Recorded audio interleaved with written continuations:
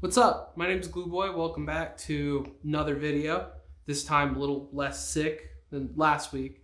But this time we're going to be talking about my absolute, for real, favorite character in all of 40k.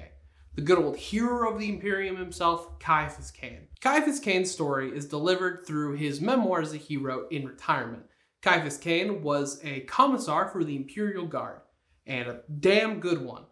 And a very heroic one, as his title implies.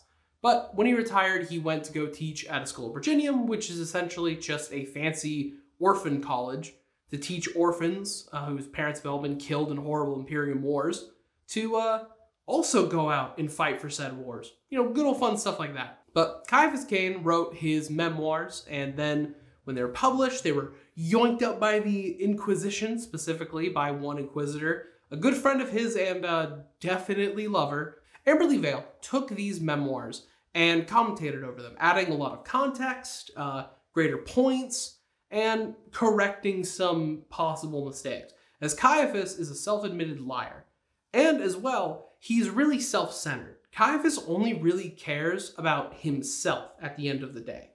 Because, you know, he's out for number one, mainly. And such, he'll go into battles, he won't read the mission briefings, and if it doesn't involve him being in the meeting directly, he's not going to give you historical context, which is what Amberly serves to do in the books. As well, I can't mention Caiaphas Cain without mentioning his aide, good old first gunnery Ferric Jurgen, the absolute lovable, disgusting man that he is. Ferric Jurgen is a first gunner, which is honestly like one of the lowest ranks you can have in the Imperial Guard. However, he's also the Commissar's aide, which gives him the authority of the Commissariat. And the Commissariat holds an authority outside and kind of above standard military rank. So he is both equally a really low-ranking peon and like Commissar level. It's a fun dichotomy. As well, Ferric Jurgen is really loyal, not the brightest, which helps Caiaphas perfectly when he wants to get out of paperwork or just any other general work that he can throw on Jurgen or get Jurgen to kind of push the problem away for him. And even more, Jurgen is a blank, which, for those that don't know, a blank is a person who's born with this thing called the pariah gene, which essentially means they either don't have a soul or their soul is kind of masked in the warp. So there's that kind of this like big null space where if psychers or warp stuff come into that contact of that big null space, they feel immense pain and wish they were dead. And Jurgen is a blank. And a big thing with blanks, and it's a fun thing, I'd recommend also reading the Xenos, the Gregor Eisenhorn book, that he talked about this really well. When a blank is really born, they have some sort of negative trait that is this almost inherent thing on everyone who perceived them. Typically, a lot of this is like an innate hatred, where you see a blank, you're like, I fucking hate this guy. Absolutely hate him. I don't know why, but I despise him. For Jurgen, it's that he looks like he has every skin disease known to man, and he smells like he hasn't bathed in like 5 years. It's pretty bad, but it also helps, you know, Caiaphas throw him in a direction and kind of get all the people that are trying to, you know, suck up to him, like get him away. But on to the main show, Caiaphas Cain himself, which he is quite the character. Caiaphas Cain has this interesting dichotomy between his personality and his reputation. Caiaphas Cain is known as the hero of the Imperium, as such because he, against all odds, defeats the enemy in a ridiculous play that shouldn't have really worked, but somehow, being in the right place in the right time, he solved it all. When in reality, Caiaphas Cain is a very self-serving, cowardly man who accidentally, and sometimes very self-servedly, defeats the enemy in whatever main plot is plaguing him this day. Where, by fully trying to save his own skin, wow, the evil Chaos Lord is dead, Caiaphas, and perfect. You did that amazing plan where you led from the back lines and tactically retreated around the corner where a waiting army was. Stuff like that. He has two superpowers, I'd say, when it comes to 40k that really stand him apart from his predecessors and his contemporaries. First of all, he has like Master Chief level luck, where just things work out.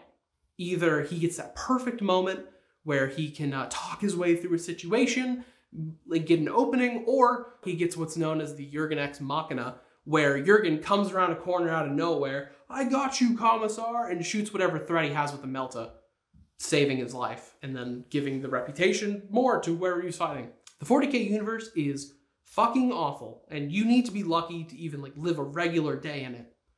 Then we have his second power, which is the rare trait in 40k of common fucking sense. As Caiaphas Cain is a commissar, and a lot of commissars have this fun little idea of, hey, I know how I can upkeep my unit morale and make sure they're loyal. I'm gonna shoot one in the head, so then everyone knows if they fuck with me, I'm gonna kill them. Because hey, either you charge that Tyranid Hive Tyrant, or I shoot you.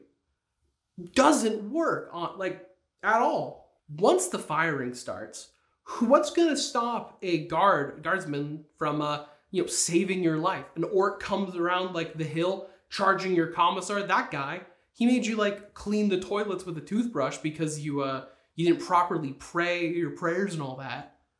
You're not really gonna, warn him or kill the orc. You're just gonna let things happen. But if the commissar made you like him, yeah, you're gonna save his life. That's a cool guy. That's one of your friends. He's out for it. He's out there for you. He's gonna help you. That is Caiaphas's main strategy. Get people to like him, like through his charisma, and then they'll, I got you, Commissar, shoot things that are charging him from behind, and generally save his life. Something he was doing his best to teach Commissar, students at the school he was at. Like, hey, you don't need to scare everyone. You can, get them to respect you and, like you, and you'll live longer. Last big thing I want to talk about for Caiaphas Cain is a reason I think I like him so much, and it's kind of a similar reason with Trazen. On the outside, Caiaphas is a goofy, funny character. Caiaphas Cain books are fucking funny. There's a lot of really interesting characters. You see this goofier side of 40k. It's fantastic. Read these books. But Caiaphas himself is fucking troubled. First of all, right off the top, man's got straight up actual PTSD from Necron encounter he's had. He is terrified of the Necrons. And to be fair, they are pretty terrifying. These metal automatons just walking towards you silently, atomizing your friends. Horrifying. And he has a lot of reoccurring fears and nightmares of just Necrons in general, and it very obviously troubles him. But the main bit, Caiaphas Cain has imposter syndrome and survivor's guilt real bad, as he fully will constantly dunk on himself throughout his memoirs. That I only did such and such because I was a massive coward. I did it because of this reason. Where Caiaphas will do something genuinely heroic and good, and then he will undermine his own actions by talking about, no, I was not being a good guy. I was actually being a piece of shit here because I was doing it for such and such reasons. Yeah, of course I saved these guys. They were going to be my meat shields later. That's a core thing with just how he writes his memoirs. He is super fucking hard on himself because he doesn't believe he deserves the absolute weight of his heroic stature, at all. And this is something Amberly Vale points out in his memoirs, that Caiaphas Cain is a genuinely heroic person. He's a great person. However, at the end of the day, he is a human. And he doesn't fully believe he's deserving. I mean, even more, Caiaphas doesn't even believe he's blessed by the Emperor or anything.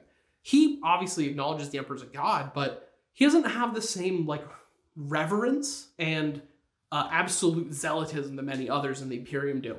Because Caiaphas believes the Emperor's got bigger shit to deal with. He's not looking over every single one of his subjects to make sure they're doing good or surviving. So at the end of the day, you're on your own. Which, to be fair, he's completely fucking right. The Emperor has a lot of other things he's dealing with right now, psychically. And like I said in my Trazen video, I really like characters that are goofy and funny and can tell these really interesting stories, but then have these serious beats. These moments where you see this true color through them. These moments where their true character cracks through and you can see through the veneer and realize, dang, they're just a regular guy at the end of the day. And yeah, I highly recommend reading the Caiaphas Cain books. I'm really biased about them as well. One of the reasons he's my favorite characters is because the Caiaphas Cain books were my first real foray into Warhammer 40k. I read Horus Rising, then went right on to For the Emperor, which is the first book in the series. Read all 10 or listen to the audiobooks. All of them are super good quality. They're really well done. They're finally actually going through all of the books. I've listened to all of them. I pick them up right once they're dropped. So do yourself a favor, read about him, listen to his stuff. Don't just take it from me in wiki articles. He's a better character once you actually have the writing style. However, I will warn you, the author Sandy Mitchell is a big fan of one key phrase. The phrase, if I had known such and such was going to occur, I would have charged into the Eye of Terror with a rusty spoon. He likes recycling that line, and the Caiaphas Cain books have some really annoying foreshadowing. The worst offender being in one of the books, my favorite book in the series. I don't remember the name off the top of my head, but that's the one, where they foreshadow an event that happens 3 pages later. It's real goofy. It's a little grating, but that's honestly the only flaw of the books I can tell. So yeah, do yourself a favor. Read Caiaphas Cain. Just stop talking about it now. Like, subscribe, do all that. See ya.